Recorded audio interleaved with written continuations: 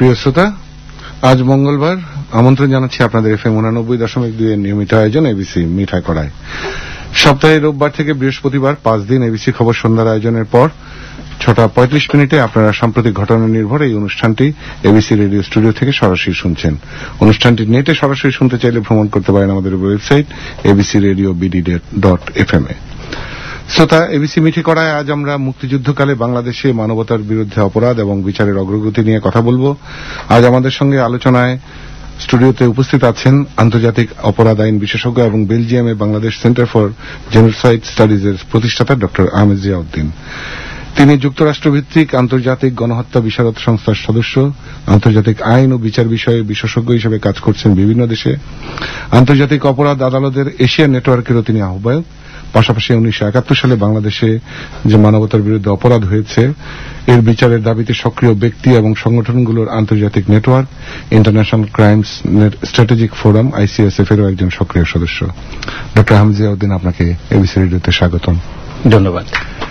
শ্রোতা, বাংলাদেশের মুক্তিযুদ্ধকালে 1971 সালে আপনারা জানেন যে দেশে একটা মানবতার বিরুদ্ধে জঘন্যতম অপরাধের এক নজিরবিহীন ঘটনা ঘটেছিল। পরিকল্পিতভাবে পাকিস্তানি হানাদার বাহিনী এবং তাদের এদেশীয় সহযোগীরা 30 লাখ মানুষকে হত্যা করেছে। নির্যাতন, ধর্ষণের শিকার হয়েছে লাখো নারী, কয়েক লাখ নারী। গ্রামের পর গ্রাম আগুনে জ্বালিয়ে দেওয়া, লুটপাট, যুদ্ধাপরাধের সবকিছুই এই দেশে, এই মাটিতে হয়েছে। স্বাধীনতার প্রায় 4 দশক পর এই অপরাধের জন্য দায়ী মূল সহযোগীদের বিচারের প্রক্রিয়া শুরু হয়েছে। শুরুতে এই বিচার প্রক্রিয়া নিয়ে আমাদের নিজস্ব প্রতিবেদক সাইদা ইসলামের একটি প্রতিবেদন শুনব। তারপরে ফিরে আসছি স্টুডিওতে আমাদের অতিথি আন্তর্জাতিক অপরাধ আইন বিশেষজ্ঞ এবং বাংলাদেশ সেন্টার ফর জেনোসাইড স্টাডিজের প্রতিষ্ঠাতা ডক্টর আহমেদ জিয়াউদ্দিনের কাছে। তো শুরুতেই আমাদের প্রতিবেদনটি শুনুন। এবিসি মিঠা কড়া। মহাজোট সরকারের নির্বাচনী ইশতেহারের প্রথম দিকেই ছিল যুদ্ধাপরাধীদের বিচারের বিষয়টি। নির্বাচনে জয়লাভের পর 2009 সালের 29 জানুয়ারি জাতীয় সংসদে এই বিষয়ে সর্বসম্মতভাবে একটি প্রস্তাব পাশ করা হয়। এরপর সরকার 2009 সালের 25 মার্চ যুদ্ধাপরাধীদের বিচারের জন্য ট্রাইব্যুনাল গঠনের ঘোষণা দেয়। আন্তর্জাতিক অপরাধ ট্রাইব্যুনালস অ্যাক্ট 1973 অনুযায়ী বিচারের উদ্যোগ নেওয়া হয়। তবে ট্রাইব্যুনালের অ্যাক্ট সংশোধনের জন্য নাগরিক সমাজ এবং দেশের শীর্ষ আইনজীবীদের মতামত ও পরামর্শ নেওয়া হয়। বিশেষজ্ঞদের মতামতের ভিত্তিতে ওই বছরে আইন কমিশন 1973 সালে প্রণীত ট্রাইব্যুনালে কিছু নির্দিষ্ট বিষয়ে সংশোধন আনার পরামর্শ দেয় সরকারকে। এরপর আইন কমিশনের সুপারিশের ভিত্তিতে 2009 সালের 9 জুলাই আন্তর্জাতিক অপরাধ ট্রাইব্যুনাল অ্যাক্টের কিছু সংশোধনী জাতীয় সংসদে পাশ করা হয়। সংশোধনের মাধ্যমে ট্রাইব্যুনালে ব্যক্তি এবং গোষ্ঠীকেও বিচারের আওতায় আনার বিধান যুক্ত করা হয়। ট্রাইব্যুনাল স্বাধীনভাবে বিচার কার্য পরিচালনা করবে, এই বিধানটি যুক্ত করার পাশাপাশি আরও কয়েকটি বিষয়ে পরিবর্তন আনা হয়। প্রায় 1 বছর এই বিষয়ে কাজ করার পর 2010 সালের 25 মার্চ যুদ্ধাপরাধের রায়ে অভিযুক্তদের বিচারের জন্য ট্রাইব্যুনাল, রাষ্ট্রপক্ষের আইনজীবী দল এবং তদন্ত সংস্থা গঠন করা হয়। আর এই বিচার কার্যক্রম পরিচালনার জন্য পুরাতন হাইকোর্ট ভবনকে আদালত হিসেবে স্থাপন করা হয়। আন্তর্জাতিক অপরাধ আদালত গঠনের 4 মাস পর 26 জুলাই সর্বপ্রথম আদালত বসেন। বিচারপতি নিজামুল হকের নেতৃত্বে 3 সদস্য ট্রাইব্যুনাল সেদিন রাষ্ট্রপক্ষের আইনজীবীদের আবেদনের উপর শুনানি করেন। শুনানি শেষে ট্রাইব্যুনাল নিজামী মুজাহিদ সহ জামায়াতের 4 নেতার বিরুদ্ধে গ্রেপ্তারি পরোয়ানা জারি করেন। এ পর্যন্ত মানবতা বিরোধী অপরাধের অভিযোগে জামায়াতের শীর্ষ 5 নেতা সহ মোট 7 জনকে আটক করা হয়েছে। এরা হচ্ছেন জামায়াতের আমির মতিউর রহমান নিজামী, সেক্রেটারি জেনারেল আলী হাসান মোহাম্মদ মুজাহিদ, দলের নায়েবে আমির দেলোয়ার হোসেন সাইদি, সহকারী secretary general M Kamaruzzaman, Abdul Quader Mollah, বিএনপির স্থায়ী কমিটির সদস্য সালাউদ্দিন কাদের চৌধুরী ও বিএনপি সাবেক সংসদ সদস্য আব্দুল আলিম। এদের মধ্যে আব্দুল আলিম শর্ত সাপেক্ষে জামিনে আছেন। এদের বিরুদ্ধে আনুষ্ঠানিক অভিযোগ গঠনের জন্য ট্রাইব্যুনালের তদন্ত সংস্থা দেশের বিভিন্ন স্থান পরিদর্শন করছে। এছাড়া জামায়াতের 3 নেতা ও সালাউদ্দিন কাদের চৌধুরীকে হেফাজতে নিয়ে জিজ্ঞাসাবাদ করেছে তদন্ত সংস্থা। আন্তর্জাতিক অপরাধ ট্রাইব্যুনাল গঠনের পর বিভিন্ন দেশ থেকে পর্যবেক্ষকরা ট্রাইব্যুনালের কার্যক্রম পরিদর্শন করেছেন। এ নিয়ে তাদের মতামত ব্যক্ত করেছেন বিভিন্ন সময়ে। এবছরের 24 মার্চ আন্তর্জাতিক অপরাধ ট্রাইব্যুনালের 1 বছর উপলক্ষে সংবাদ সম্মেলনে ট্রাইব্যুনালের রেজিস্ট্রার শাহিনুর ইসলাম বলেছিলেন, আইন অনুযায়ী ট্রাইব্যুনাল স্বচ্ছ ও নিরপেক্ষ বিচার করবেন। 1973 সালের আইনের 6(2)(a) ধারায় স্পষ্ট বিধান রয়েছে যে ট্রাইব্যুনাল স্বতন্ত্র ও এটি নিরপেক্ষভাবে বিচারিক কার্যক্রম পরিচালনা করবেন এবং ফেয়ার ট্রায়াল নিশ্চিত করবেন। নিশ্চিতের জন্য অবস্থা বিবেচনা বিবেচনায় যে কোনো সময় প্রয়োজন ও উপযুক্ত মনে করলে ট্রাইব্যুনাল বিধিমালায় পরিবর্তন, সংযোজন ও বিয়োজন আনতে পারবেন। তাই ব্যর্থহীনভাবে এটি বলা যায় যে the rights of defense and procedure given in the Act of 1973 and the rules of procedure are the glaring manifestations of the due process of law and fair trial, which make the legislation of 1973 more human and jurisprudentially sound.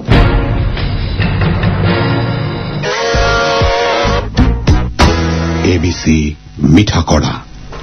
প্রিয় শ্রোতা, আমরা এখন ফিরছি স্টুডিওতে আমাদের অতিথি আন্তর্জাতিক অপরাধ আইন বিশেষজ্ঞ ডক্টর আহমেদ জিয়াউদ্দিনের কাছে।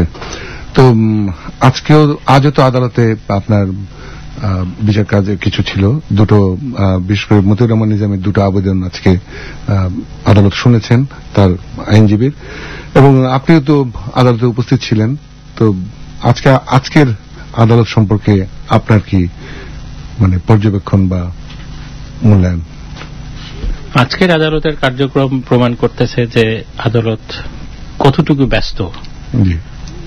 বাদীপক্ষ অর্থাৎ যারা এখন গ্রেপ্তারকৃত অবস্থায় আছেন তাদের আইনজীবীরা একাধিক কিন্তু আবেদন করেছেন আদালতকে, যেগুলো more or less technical nature বলা যেতে পারে, এবং আদালত এগুলো বিবেচনা করেছেন। আজকে দুটো এরকম পিটিশন ছিল। একটা হচ্ছে যে আদালত অবমাননার একটা পিটিশন ছিল, এটা হলো প্রথম আদালত অবমাননা। আইসিটিতে প্রথম এই ধরনের একটা আবেদন করা হয়েছে, এই ধরনের একটা অভিযোগ আনা হয়েছে যে তদন্তকারী সংস্থার একজন কর্মকর্তা যখন তাদেরকে ইন্টারোগেশন করা হয়েছে সেফ হোমে, তারপরই উনি বিভিন্ন সময় মিডিয়াকে বিভিন্ন বক্তব্য দিয়েছেন, যেখান থেকে তাদের অভিযোগ হচ্ছে যে সেটা তার ক্লায়েন্টকে প্রেজুডিস করেছে, অর্থাৎ তাদের বিপক্ষে তার জনমনে একটা ভিন্ন রকম ভাবমূর্তি দিয়েছে। তো সে ধরনের একটা, এবং সে কারণে তারা মনে করে যে এটা একটা আদালত অবমাননার পর্যায়ে পড়ে, কারণ আদালতের প্রসেসটাকে, প্রক্রিয়াটাকে এগুলো তারা ব্যাহত করবে বলে তারা মনে করেছে, এবং সেই ধরনের। তো আদালত সবার কথাই শুনেছেন এবং ট্রাইব্যুনাল শুনে তাদের মতামত দিয়েছেন। তার দুটো যে দরখাস্ত সে দুটোই তারা আসলে বাতিল করে দিয়েছেন, তবে বাতিল করার সাথে সাথে তারা খুবই মূল্যবান কিছু নির্দেশনা দিয়েছেন। নির্দেশনা বলা ঠিক হবে না, কিছু অবজারভেশন করেছেন। এই অবজারভেশনের ভেতরে ওনারা প্রসিকিউশন এবং ডিফেন্স দুই পক্ষে, অর্থাৎ বাদী এবং বিবাদী যারা আছে তাদের দুই পক্ষকেই কিন্তু আসলে একটু মানে বলা যায় যে মনে করিয়ে দিয়েছেন তাদের দায়িত্ব সম্পর্কে, এবং মিডিয়ার সাথে কি ধরনের ওনার কোনো মানে খুব সুনির্দিষ্ট কোনো কথা বলেন নাই, কিন্তু এটা বলেছেন যে মিডিয়ার সাথে কথা বলার সময় সতর্ক হয়ে কথা বলা উচিত, সতর্কতার সঙ্গে বুঝে শুনে কথা বলা উচিত আর কি। এই ধরনের, তার মানে হচ্ছে যে মিডিয়াকেও এখানে একটা রোল আছে, মিডিয়ারও কিন্তু জানার ব্যাপার আছে যে তাদেরও একটা দায়িত্ব আছে এই প্রক্রিয়া সম্পর্কে, এবং প্রশ্ন করারও তাদের যেরকম জানারও অধিকার আছে, তারা রিপোর্ট করার ব্যাপারে তাদেরকে সতর্ক থাকতে হবে, বা মনে করিয়ে দিয়েছেন তাদের সতর্ক, মানে তাদের দায়িত্বের কথাটা আসলে এসেছে আজকের আলোচনাতে। তো এটা একটা মোর অর লেস একটা গুরুত্বপূর্ণ অবজারভেশন বলা যায়। আমরা আশা করি যে মিডিয়া এই জিনিসগুলো মনে রাখবে যেভাবে, এবং অ্যাট দ্য সেম টাইম যারা কথা বলতেছে অর্থাৎ ডিফেন্স অ্যান্ড প্রসিকিউশন তারা সেটা মানে ফলো করবেন বলে আমি মনে করতেছি, আমরা ধরে নিচ্ছি যে সেটাই হবে। তো এমনিতেও আমরা দেখছি যে ধরেন না বিভিন্ন সময় এই বিষয়টা আজকে আদালতে যেমন মানে বিবাদী পক্ষের আইনজীবী একটা সুযোগ পেয়েছেন একটা আবেদন আনার, এবং আমরা বিভিন্ন সময় দেখছি এরকম একটা অভিযোগ আসছে বা একটা কারো মধ্যে এই ধরনের একটা পর্যবেক্ষণ আছে যে কথাবার্তা বোধহয় বেশি হচ্ছে, বিশেষ করে আপনার মানে তদন্তকারী দল বা প্রসিকিউশন, বা আমরা অনেক পর সময় দেখি যে সরকারের বিভিন্ন মন্ত্রীরা মিডিয়ার সামনে প্রচুর কথা বলেন, নানা রকম কথা বলেন, এবং মনে হয় যেন যেভাবে কাজটা চলছে মানে মানুষের মধ্যে একটা আকাঙ্ক্ষা তৈরি হয়েছে যে এটা বোধহয় বিচার খুব তাড়াতাড়ি শুরু হবে এবং তাড়াতাড়ি শেষ হয়ে যাবে এইরকম। তো আসলে মানে একটা যদি বলেন যে এক ধরনের বিভ্রান্তি মানুষের মধ্যে একটা তৈরি হয়েছে। তো এই বিষয়টাকে আপনি, যেহেতু আপনি একজন পর্যবেক্ষক, আপনি আন্তর্জাতিক বাইরেও আপনি অনেক আদালত পর্যবেক্ষণ করেছেন, আপনি বাইরে থাকেন, দেশে আসেন, এবং আদালতও আপনি পর্যবেক্ষণ করছেন, তো আপনার পর্যবেক্ষণটা আসলে শুনতে যাচ্ছি এই বিষয়ে। প্রথমে মনে রাখতে হবে যে এটা বাংলাদেশের ইতিহাসে প্রথম প্রচেষ্টা ৭১-এর মতো, যেখানে বড় বড় আন্তর্জাতিক অপরাধ যেখানে যে সময় সংগঠিত হয়েছিল, আজকে ৪০ বছর পরে তার বিচার প্রক্রিয়া শুরু হচ্ছে। কাজে খুব স্বাভাবিকভাবে আসলে এই বিচার প্রক্রিয়া সম্পর্কে এবং এই ট্রাইব্যুনাল সম্পর্কে যথেষ্ট ইন্টারেস্ট থাকবে, এটা উৎসুক আছে, এটা স্বাভাবিক। আন্তর্জাতিকভাবেও এটা স্বাভাবিক, কারণ এটা আন্তর্জাতিক একটা অপরাধ তৈরি করা হচ্ছে। এর ভেতরে আমরা রাজনীতির কথা বাদই দিই না। কাজেই তাদের যে উৎসুক থাকবে এটা ঠিকই আছে, এটা জানার কথা।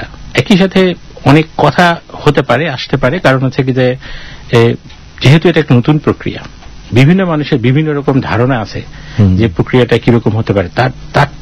তার নিজের বোঝার দিক থেকে অনেকেই অনেক রকম মন্তব্য করেছেন।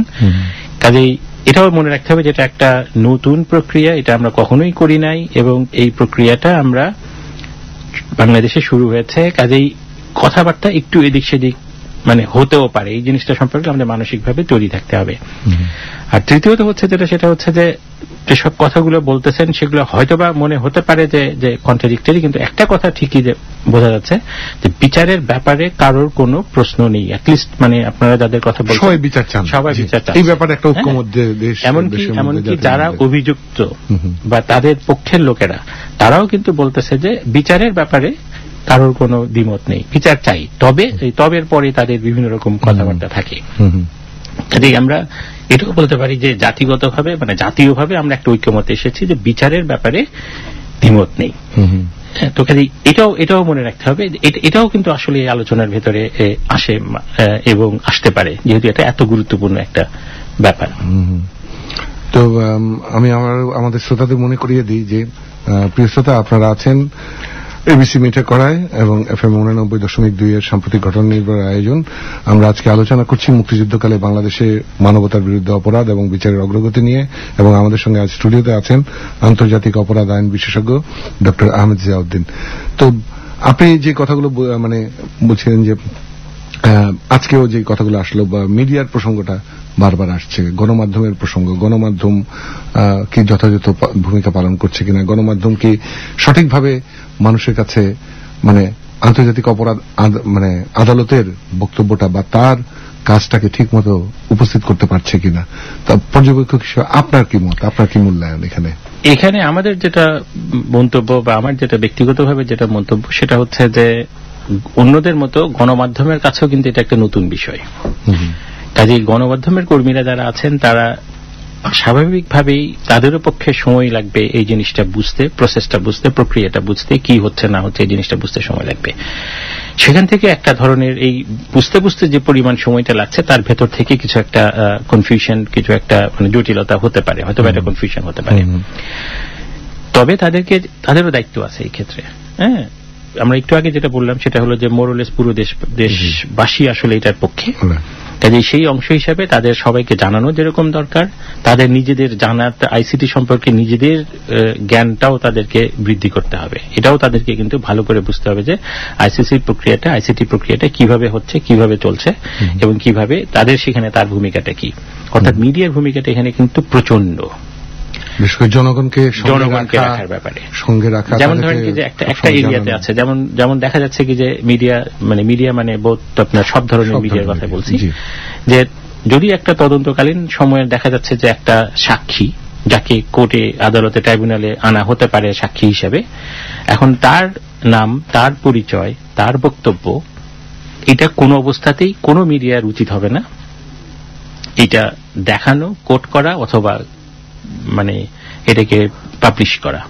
তার কারণটা হচ্ছে কি যে তার নিরাপত্তার ব্যাপার এখানে আছে। আমরা সাক্ষীদের নিরাপত্তার একটা ইস্যু আছে, যেটা মিডিয়াকেও দায়িত্ব পালন করতে হবে। অর্থাৎ রিপোর্ট হতে হবে, কিন্তু এমন কিছু করা ঠিক হবে না বা বলা ঠিক হবে না যেটাতে একটা সাক্ষীর বিপদ হতে পারে।